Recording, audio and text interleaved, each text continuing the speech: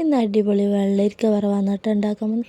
ആദ്യം വെള്ളരിക്കയുടെ മഞ്ഞത്തൊലി കളഞ്ഞ് അതിന് ശേഷം നല്ല കുട്ടപ്പനായി കഴുകി വൃത്തിയാക്കി നല്ല വൃത്തിയിലരിഞ്ഞ് അതിൽ കുറച്ച് ഉള്ളി, പച്ചമുളക്, കുറച്ച് വെളുത്തുള്ളിയെല്ലാം ഇട്ട് നല്ല പാങ്ങിൽ കുറച്ച് വെള്ളമെല്ലാം ഒഴിച്ച് കുറച്ച് ഉപ്പ് നീര് ഒഴിച്ചിട്ട് അടുപ്പത്ത് വേവാൻ വെക്കുക.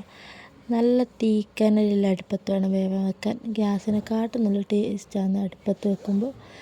പിന്നെ ആവശ്യത്തിന് അത് കുറച്ച് വെന്ത് കഴിഞ്ഞ ശേഷം മാത്രം ആവശ്യത്തിന് തേങ്ങ ചിരണ്ടി കുറച്ച് മഞ്ഞൾപ്പൊടി ഇട്ടിട്ട് നല്ലോണം കളകളാന്ന് പറഞ്ഞിട്ട് ഇളക്കുക. തേങ്ങയും വെള്ളരിക്കെല്ലാം ഒന്നിച്ച് നല്ല മിക്സായിട്ട് വരണം. നമ്മൾ നല്ല വെള്ളരിക്ക മഞ്ഞ വെള്ളരിക്കയായിട്ട് മാറണം. പിന്നെ ആവശ്യത്തിന് ഉപ്പ് നീരൊക്കെ ഒഴിച്ച ശേഷം നല്ലോണം ഇളക്കി പൊത്തി വെച്ചിട്ട് വേവിക്കുക. ഇതിൽ പിന്നെ അഡീഷണലായിട്ട് വെള്ളവും കാര്യമൊന്നും ഒഴിക്കേണ്ട ആവശ്യമില്ല. നല്ലോണം വെന്തിട്ടുണ്ടാകും. അങ്ങനെ നമ്മൾ വെള്ളരിക്ക വറവ് റെഡി.